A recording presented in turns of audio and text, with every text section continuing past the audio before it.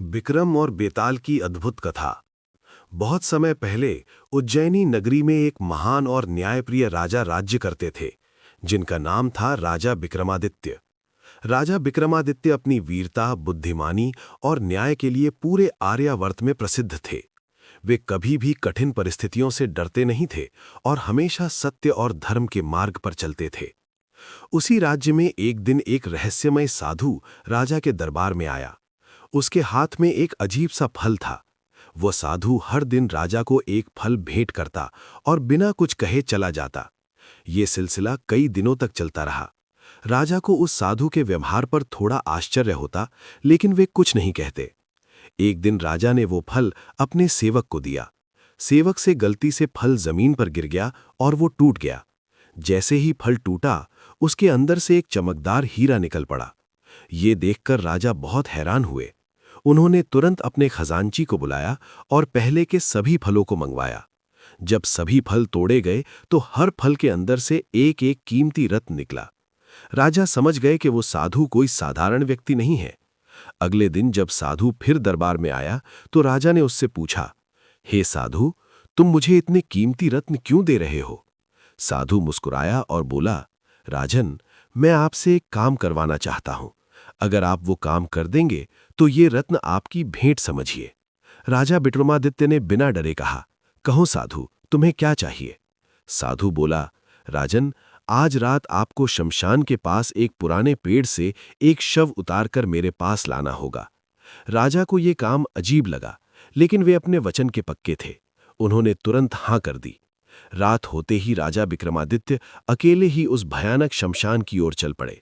चारों तरफ घना अंधेरा था, हवा तेज चल रही थी और पेड़ों की शाखाएं अजीब आवाज कर रही थीं।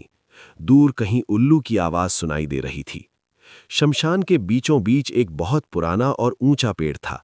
उसी पेड़ की एक शाखा से एक शव उल्टा लटका हुआ था। राजा विक्रमादित्य बिना डरे उस पेड़ पर चढ़ गए और उस शव को उतारकर अपने कंधे पर रख लिया। जैसे ही उन्होंने चलना शुरू किया, अचानक वो शव जोर जोर से हंसने लगा। राजा चौंक गए। तभी उस शव में से एक आवाज आई। वो आवाज बेताल की थी। बेताल एक शक्तिशाली और रहस्यमयी आत्मा थी जो उस शव में निवास कर रही थी। बेताल बोला, राजा विक्रम, तुम बहुत साहसी हो, लेकिन मैं तुम्हारे साथ एक खेल खेलूंगा। मैं तुम्हें एक कहानी सुनाऊंगा और अंत में एक प्रश्न पूछूंगा। अगर तुम्हें उत्तर पता होगा और तुम फिर भी चुप रहोगे तो तुम्हारा सिर फट जाएगा, और अगर तुम बोल दोगे तो मैं फिर से इस पेड़ पर जाकर लटक जाऊंगा। राजा विक्रमादित्य ने शांत स्वर में कहा, ठीक है बेताल, मैं तैयार हूं। इसके बाद बेताल ने एक कहानी सुनानी शुरू की। एक नगर में एक बहुत धनी व्यापारी रहता था। उसकी एक बहुत सुंदर और बुद्धिमान बेटी थी। जब वो लड़की बड़ी हुई तो उसके विवाह के लिए 3 युवक सामने आए। पहला युवक बहुत वीर था और युद्ध में निपुण था। दूसरा युवक बहुत विद्वान था और ज्योतिष विद्या में पारंगत था। तीसरा युवक बहुत साहसी था और किसी भी संकट से लड़ सकता था।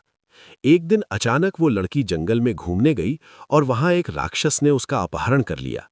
जब ये खबर उन तीनों युवकों को मिली तो उन्होंने उसे बचाने का निश्चय किया।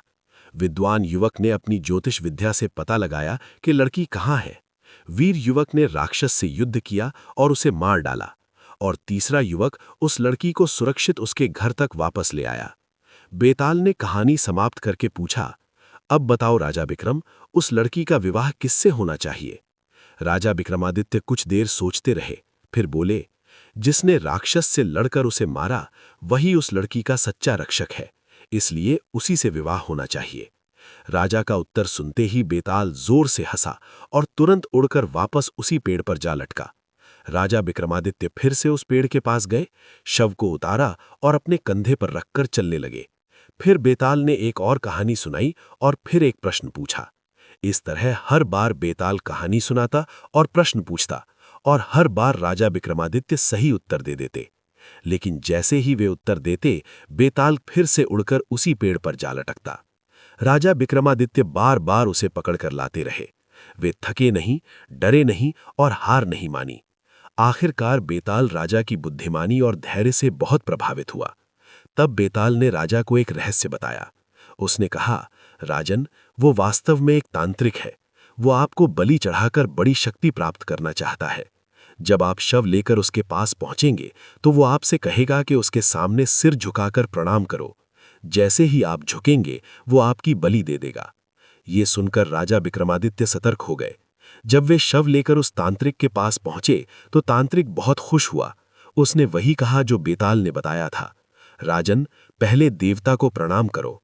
राजा ने तुरंत चालाकी से कहा, हे साधु, मैं राजा हूं, मुझे प्रणाम करने की विधि नहीं आती, पहले आप करके दिखाइए। जैसे ही साधु झुका, राजा ने तुरंत अपनी तलवार से उसका सिर काट डाला। इस प्रकार राजा विक्रमादित्य ने अपनी बुद्धिमानी से उस दुष्ट तांत्रिक को मार डाला। बेताल राजा की बुद्धिमानी और साहस से बहुत प्रसन्न हुआ और उसने राजा को आशीर्वाद दिया। इस तरह राजा विक्रमादित्य की वीरता और बुद्धिमानी की कहानी दूर दूर तक प्रसिद्ध हो गई। कहानी से शिक्षा: साहस, धैर्य और बुद्धिमानी से हर कठिन परिस्थिति का सामना किया जा सकता है।